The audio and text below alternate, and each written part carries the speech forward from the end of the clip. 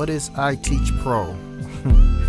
I Teach Pro is a motivational organization that I created in order to help people to believe in their dreams, to never give up on themselves. I Teach Pro itself stands for I Teach Positive Reassured Opportunity, meaning that I believe that as long as we stay positive and be reminded, reassured, encouraged that there's always going to be another door of opportunity for you to succeed at your dream. So you just got to prepare yourself for that and never throw in the towel and give up on yourself. A lot of times people actually have to get around other people who will encourage them and motivate them to not give up on their dreams and to believe in themselves. So a lot of it has to do with the people that you're around. So I created I Teach Pro to be a network of people who are really for the people. We believe that the opportunity for success is not limited by your age, your gender, or your race. So I Teach Pro is just a brand of positive people who are there for the people to help encourage them and push them and motivate them and set them on the right track so that they can fulfill and accomplish the dreams that have been placed in their heart. So you can contact us at www.iteachpro.com and make sure that you connect with us on Facebook, Instagram, and Twitter. Once again, my name is Sean Rich, and I Teach Pro.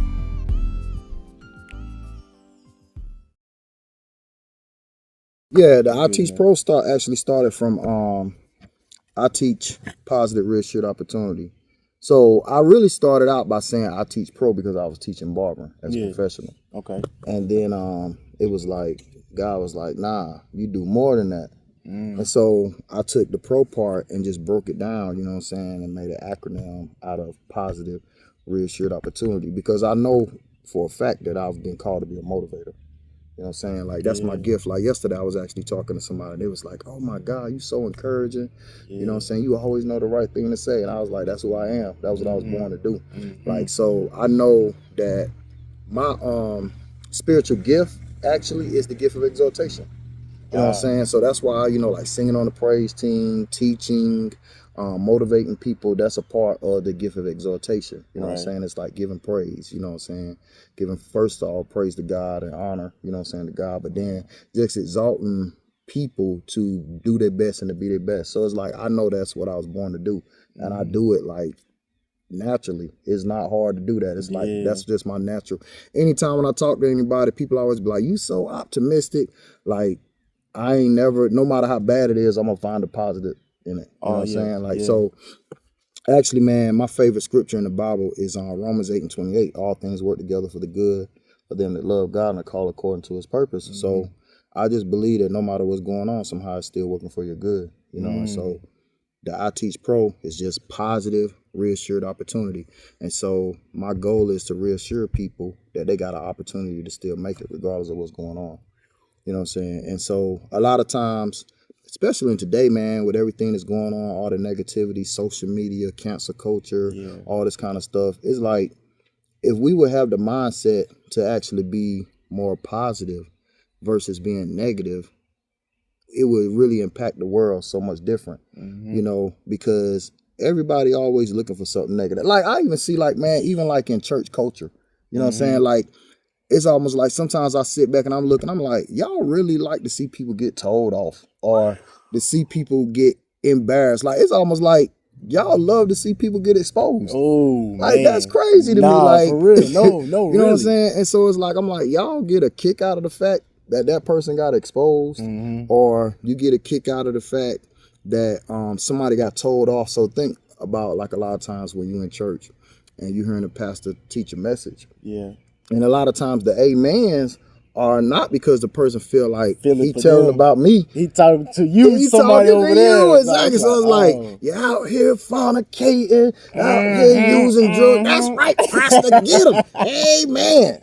You know what I'm saying? But really, if the word is really stepping on your toes, you ain't necessarily like, you like, damn, that's right. I need to change. You ain't necessarily, amen, that's right. But it's like, our culture loves to see people get told off. You know what I'm saying? It's a part of, like, just the history behind everything that just happened with, the slavery and all this. Like, us warring against each other is in our nature so much that we don't even realize we really get a kick out of division. Yeah. The being divided. That's the mental part of it that's passed down from generation that we don't we don't realize. That's the part of, you know, people talk about reparations. Reparation is, man, you can't.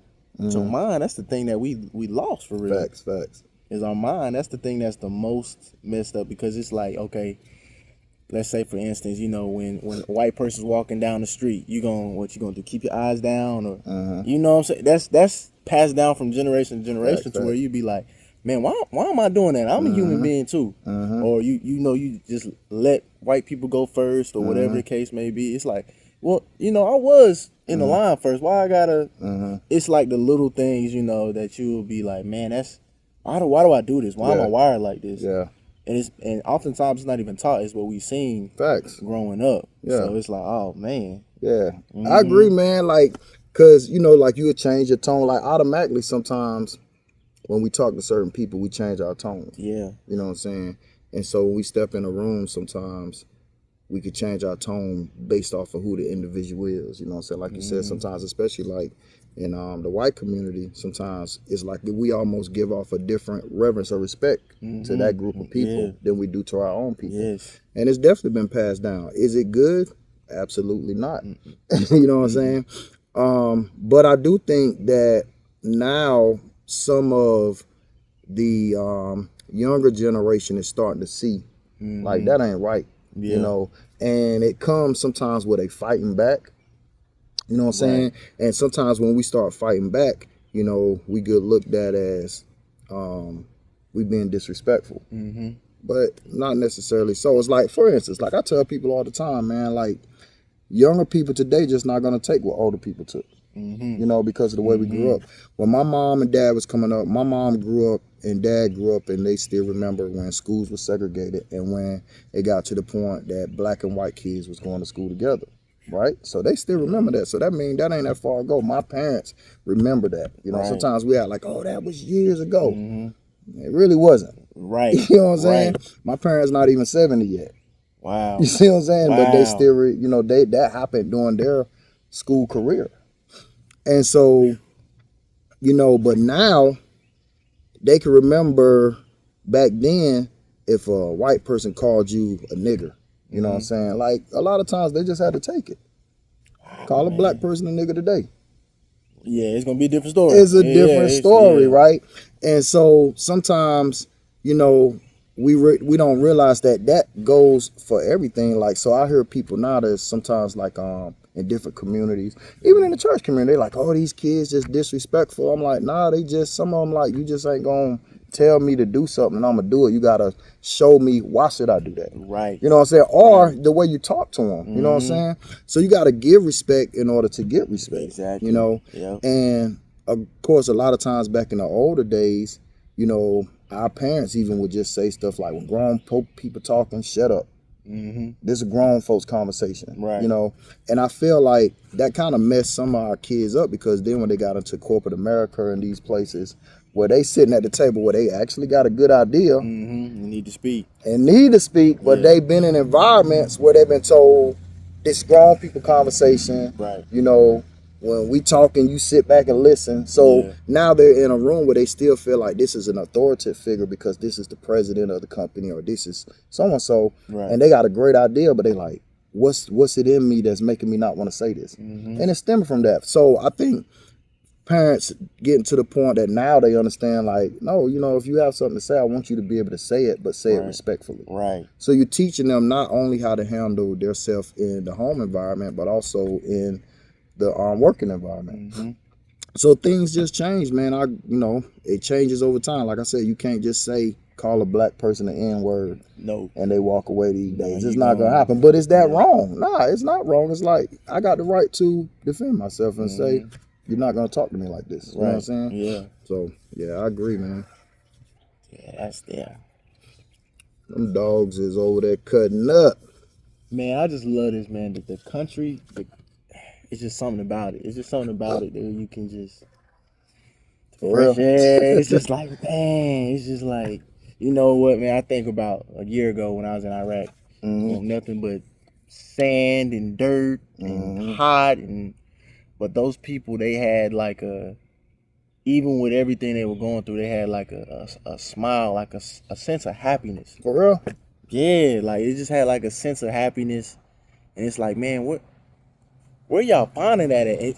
They don't have everything we have. They don't have the flat screen TVs and all that stuff. Now a lot of them do, but it's certain parts where it's still like it's not developed, and and they okay with it, and it's like they just happy.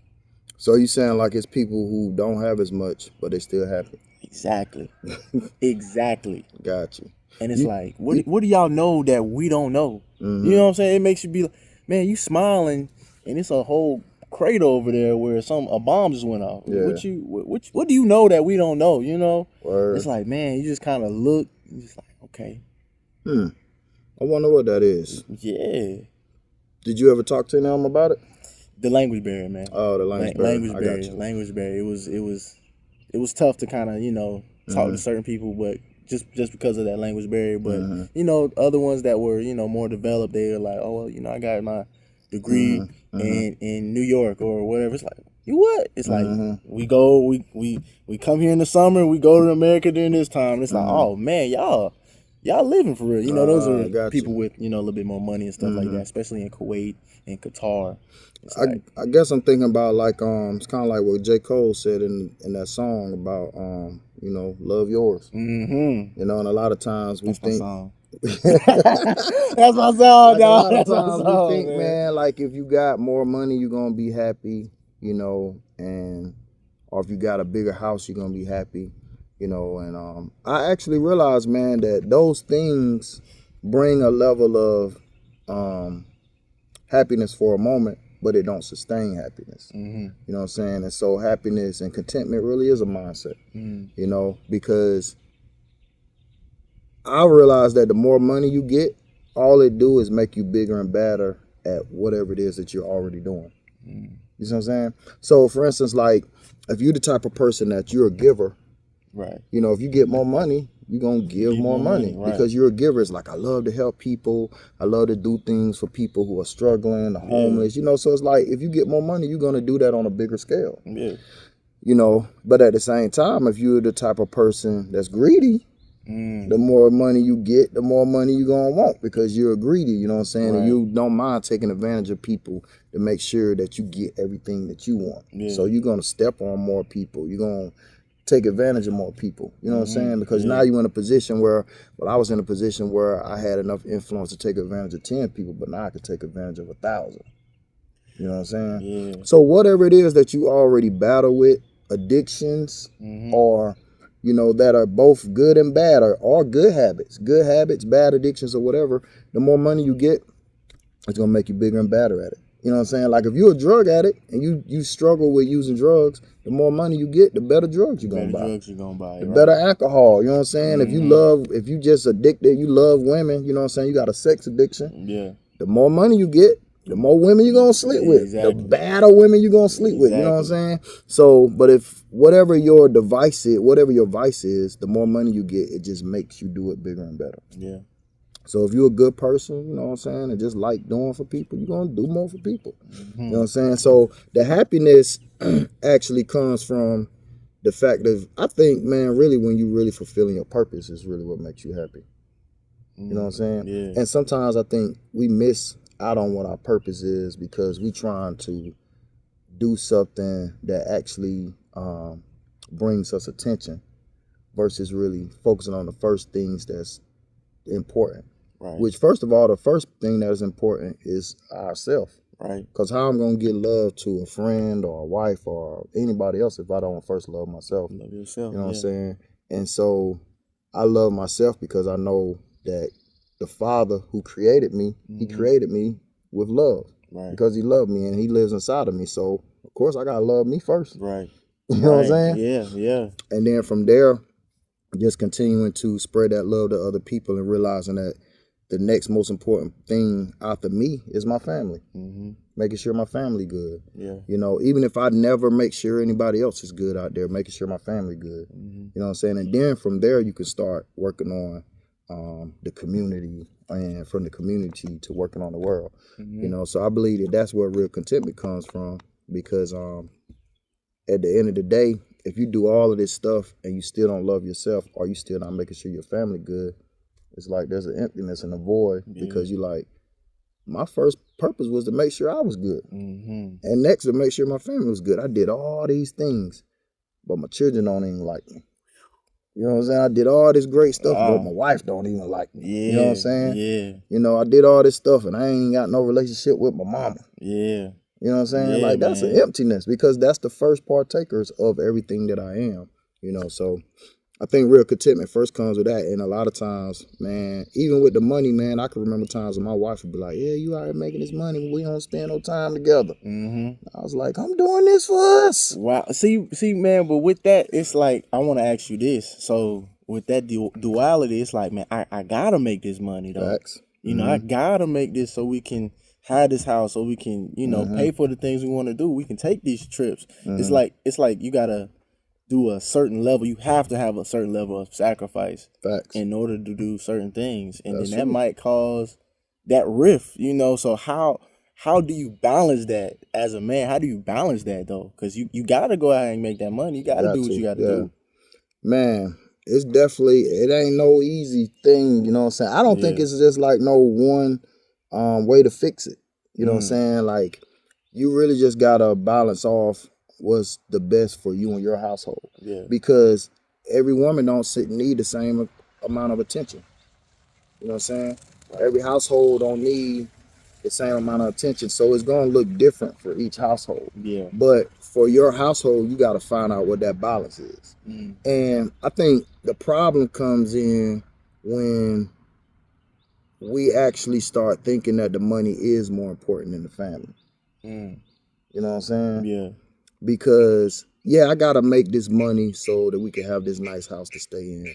You know, I got to make this money so we can have these trips and be able to do this stuff like this. Yeah. And at the same time, you know, I got to know when to say, I can't come in this week, or, you know, I can't work overtime this week because I said that I was going to do A, B, and C, and D with the family. Right. You know, and so it's like, I don't think it's like this just one playbook that says like, yep, 8 hours here, 8 hours there, 8 hours there. You know what I'm saying? I think you just got to know for yourself through communication. You know what I'm saying? And communicating with that person, like, because they're going to tell you. You going to feel it when you walk in the house. Like, yeah, I'm out here killing it. I done did this. And then it's like, yeah, we ain't been out of town in 6 months. Right. You like, dang, right. You see what I'm saying? Sheesh. So you just gotta just basically do it based off of the vibe and what you know that your family and your wife needs. I would tell you this though, with me, man, at this point in my life now, I realize that not missing out on stuff with the family is more important. If that makes sense. Like, So it was a time when it would be like, man, I gotta work. right. I can't go to this. I can't go to. Yeah. And then it was like, but it's like, you say you're doing it for them, but you ain't never around them. Okay. You know what I'm saying? Gotcha. Like, that quality time. None, man. Like, no quality time, bro. You know what I'm saying? So I'm gonna give you an example, just like with me and my wife, right? So when me and Renee first, when she was in college, right? I used to go see her. I remember I would leave my job. You know what I'm saying? And because I'm cutting hair, I got my own barbershop and whatnot. Yeah. So it would be like, man, I'm gonna leave the shop for like 2 hours. I'd go see her. She way in South Carolina. Wow. You know what I'm saying? So it really was like probably an hour drive for me to get to her. You know what I'm saying? I'd drive down there for like an hour. Yeah. Spend time with her for an hour. Then drive all the way back to work. So I done missed 3 hours of work. Yeah. You know what I'm saying? But That's I'm making the sacrifice to do it because I'm dating her. Yeah. You know what I'm saying? And I remember doing that. And, you know, because at that time, it's like, you know, we're not living together. You know, I don't get a chance to see her all the time. You know, so it's like, all right, boom, I'm going to take this one day, ride down here, spend time and do lunch, right? Yeah. When we got married, Renee was working probably like 5 minutes from my job, bro. Yeah. I ain't never take her to lunch.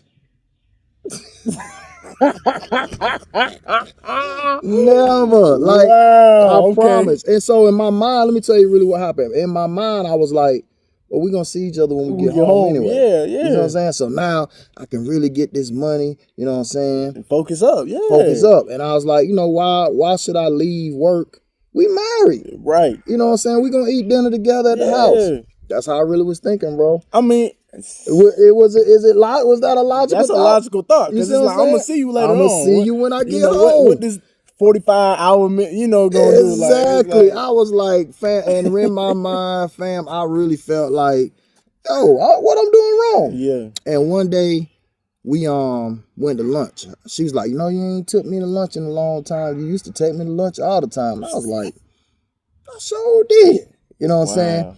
And so we went to lunch, and we were sitting down at lunch, and she started talking about. She was like, you don't spend time with me. Wow. I was like, girl, you tripping. I'm like, I'm home every day. Yeah. You know what I'm saying? And I'm on the defense like, it ain't like I'm one of these dudes out here in the streets. You know what I'm saying? I'm home every night. I got homeboys. They ain't never at the house. And I really felt like I'm doing everything right. You know what I'm saying? I'm home every night. I work all day. I'm home every night. I'm at the house with you. Like, what are you talking about? Right. And she was like, you at the house, but you not with me. And I was like, what you mean? Yeah.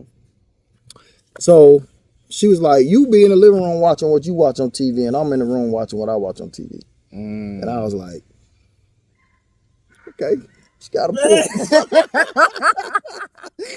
Oh, okay, she got me. I was like, she got a point. And I didn't realize, man, on the real, that love is based off of how that person perceives love. All right, and what I mean by that is, it's this book, man.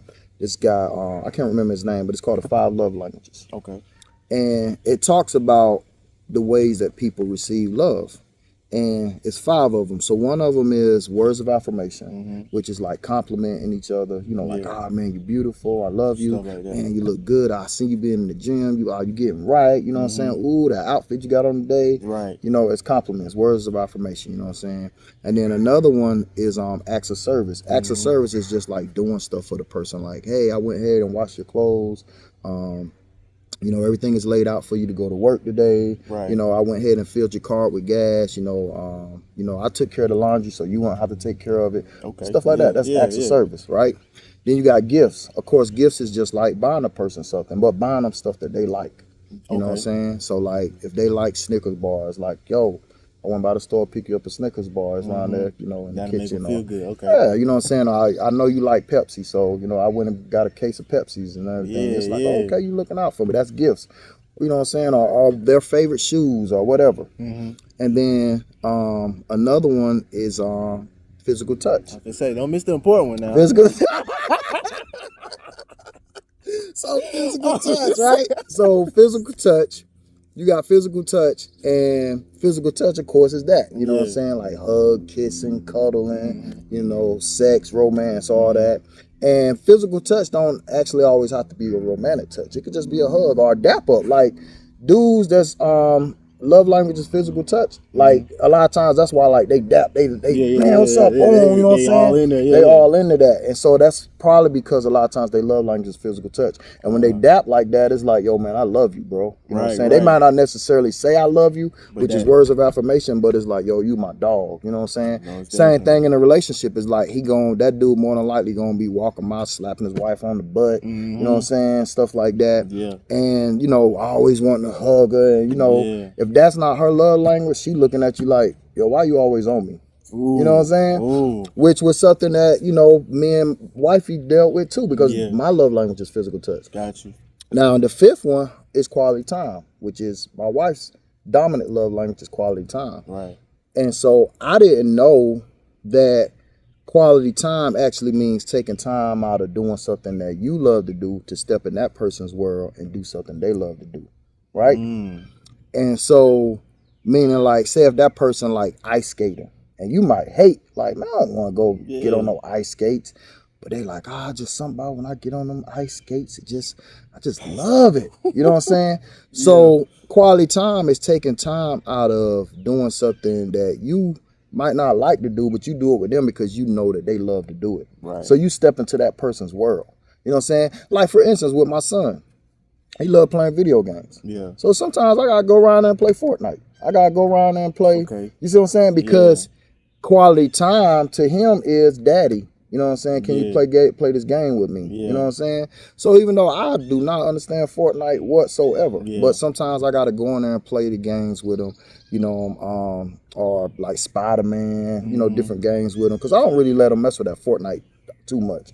You know what I'm saying? But like Spider-Man, you know, Batman, you know, race car game. You know, I gotta go in there and play with them. You know what I'm saying? So to your point, like, what happens is you really got to find out what works for the person that you're with. You see what I'm saying? Yeah. Because actually, if that person's love language is gifts, you might not have to spend as much time with them. You see what I'm saying? Right, you got to find out what works for your spouse. You see what I'm saying? You got to find out what works for that relationship. So my wife's love language is quality time. That's her dominant. Wow. And so I started realizing, like, man, you know, when we were dating, I was taking you to lunch. You know what I'm saying? At least once a week, I'd drive down there 3 hours, you know, take you to lunch and whatnot. And I hadn't did that. After we got married, I stopped doing it because I'm like, we're going to be at the house every night. Exactly. But in her mind, like, me stepping away from my job to take her to lunch meant so much. It was like, because I know your job is important. Yeah. You know what I'm saying? I know how much you like cutting hair. I know, but you left that to come just do lunch with me for an hour. It was like, that was blowing her mind. Like, man, this dude loved me. Now I'm married, like, hey, I'm gonna see you when we get home. Wow. You see what I'm saying? So in her mind, it was like, that's an insult. Like, you did so much in the effort to get me that's who I really thought you were, which I'm really still that guy, but now I just don't see the importance of it because I don't understand that this is really quality time for her. So what happened was, like, certain shows that my wife liked watching and stuff I like watching is totally different, you know. So like my wife, you know, some stuff, you know, of course she gonna watch the Hallmark channels, you know what I'm saying, and stuff like that. And it was like me, you know, I'm more like into, like, you know, gangster movies, you know what I'm saying, stuff like that, documentaries and whatnot. Now I watch like a lot of YouTubing, you know, podcasts, like Tim Ross and Mike Todd, and you know what I'm saying, Eric Thomas, you know what I'm saying, different stuff like that, E.T. And so what she watched is totally different. But what happened was I had to realize that I can't just come home and go in the living room and watch what I want to look at and never take the time to go spend time with her. Now, some people may be like, well, what about her? You know, why she ain't got to do the same thing? Well, as the man, we've really got to be the first partakers of anything in the house. Wow. You see what I'm saying? So I got to do it first, because actually by me doing it first, it actually teaches her how to do it. And a lot of times we just want to tell people how to tell out, but this is what you should be doing. Like, nah, you lead by example. And so what I did was I was like, all right, boom. So at least once a week, I'm going to start coming home and I'm going to come in the room and watch what you watching. Not with an attitude, you know, just like, okay, everybody loves Raymond. Sit down and just watch it with him. Oh, God, not that show. Yeah, oh, man. Oh, man. Oh, yeah, yeah, so like just sitting down, everybody loves Raymond. I remember my wife, she don't really watch it now, that she used to watch The Nanny. Oh, man. Boy, I be in that struggle. But actually, once I started watching it with her, man, it was like, it ain't so bad. You know what I'm saying? Because it began to be more about the quality time. So you can't go in there with an attitude like, oh my God, we watching this again? This stupid show? Yeah. Because now you're really messing up the environment for them, which is a safe place. You see what I'm saying? So I had to learn to start doing that. So then guess what happened after that? After I started doing that, guess what's happened? Next thing I know, sometimes she come in the living room, you know what I'm saying? I'm watching Boys in the Hood or something, Menace to Society, and she'll sit down and she like, oh, who is this?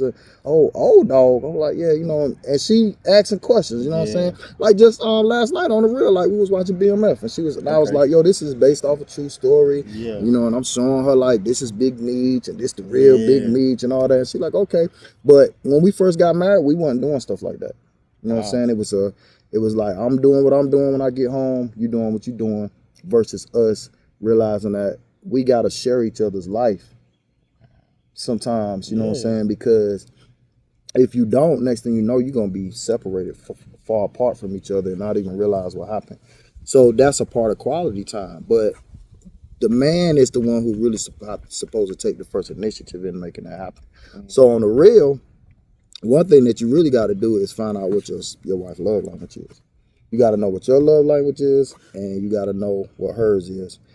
And I recommend everybody to read that book, because even with your children, man, you know, you got people who grew up in families and the child grew up and be like, my daddy ain't never loved me. And the daddy like, man, I did everything for you. I worked hard. I brought you Jordans. I didn't have Jordans when I grew up. It's like they feeling like, man, I went in for you. And the child like, man, you ain't never hugged me.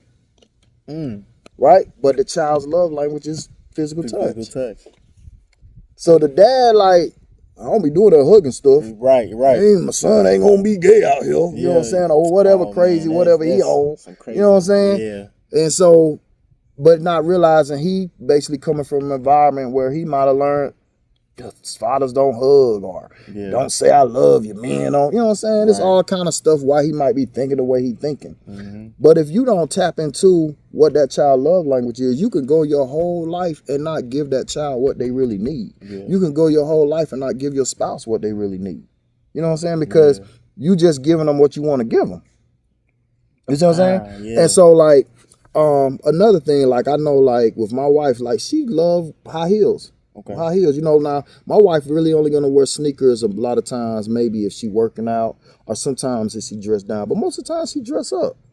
So I can go out every day and buy my wife a pair of Jordans. Every day, $250.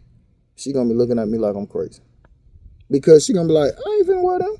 But in my mind, I'm like, man, I done spent this money. I done went out here. But it's like you didn't take the time to find out what I really need. Don't give me what you want to give me. You know what I'm saying? It ain't real love to just give somebody what you want to give them. Real love is finding out what they really need and making a sacrifice to give them what they need. Not what you want to give them. You know what I'm saying? And that's on both sides. Like, you got to find out what that person needs. Because if I'm not giving them what they need, what am I doing? I'm just giving you what I want to give you.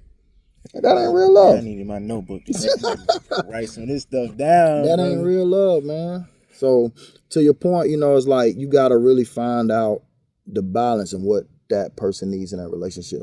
You know, some women might not need as much quality time. She might be like a boss and out here like, I'm getting it too. And she don't necessarily need that.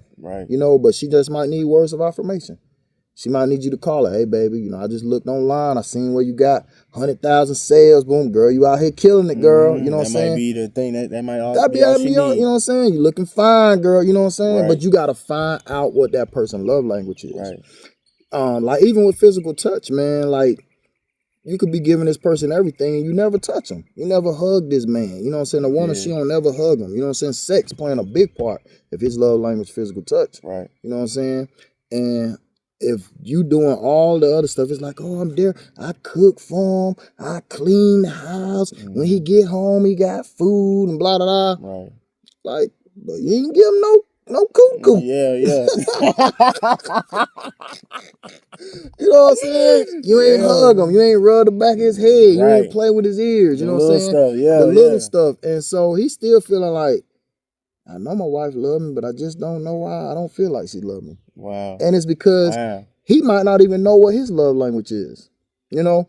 And this one thing, man, I always hear people be like, the way to a man's heart is through his stomach. Not mine. Not mine. You know what I'm saying? It's according on the individual. You got to find out what works for that individual. Because on the real, me personally, and my wife know this, I'll be like, look, man, I can get food at KFC, Golden Corral, you know what I'm saying, the steakhouse. I can stop anywhere and get food. But what I need from you, you know what I'm saying, I can't stop nowhere else and get that. I'm supposed to come home to get that. I'm supposed to come home to get that physical touch. You know what I'm saying? So you got to find out what that spouse what that spouse love language is. You know what I'm saying? And once you tap in on that, man, it'll make your relationship so much easier, to be honest with you. It helped us out a lot. You know what I'm saying? You know, so to your point, you know what I'm saying? It's just that, man, finding out what works for y'all. You know, it's not like it's no one blueprint for everything. You know, relationships are full of color, bro.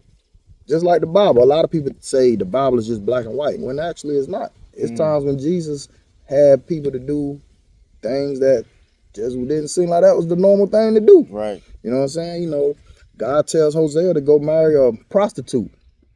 The word says to not be unequally yoked. But then God speaks to this man and tell him to go do that.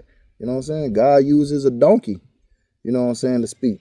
You know what I'm saying? So it's like, it's a whole bunch of times when God went against what we would consider as, what you do that for? That was weird. Yeah. You know what I'm saying? But so it's full of color, man. Every relationship is full of color. And sometimes what worked in my house might not work in your house. But you got to find out what works in your house. But I guarantee if you find out what them love languages is, straight. Boy, that's going to help you a lot. It's going to save you a lot of headache, bro. It's going to save you a lot of headache.